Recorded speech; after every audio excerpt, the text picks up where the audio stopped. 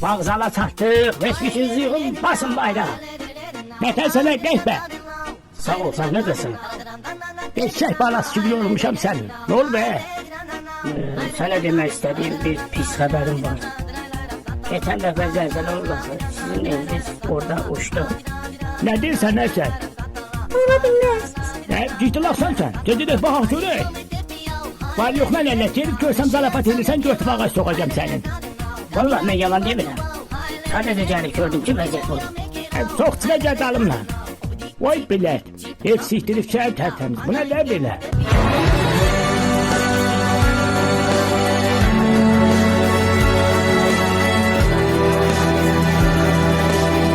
Nə fox yiyəcəm mən indi? Havaya hiss olmuyor. En azından orada kalmak olar. Torlada sənin mamandan atan qalar. Hətta hara gedirsən? Yanağından ötərdin də. Az 2 dəqiqə dilini sox götünə görüm, uşaq yox atsın. Görüm adadır bu. Narahat olma. Bak gözüm yumuşam, elimi de koymuşam senin elin başına.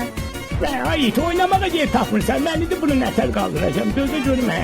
Hey, nə kim qal? Uy bilət. Ay, götümün deşiyi aralandı. Bu nə olur da belə? Sən də girməyə yer tapmadın bala. Sallaş görüm bala, sallaş niye kopmadı? Kime böyle sallaşsam indiye içimi kopmuştu. Siti sıkıntı öldüm axı.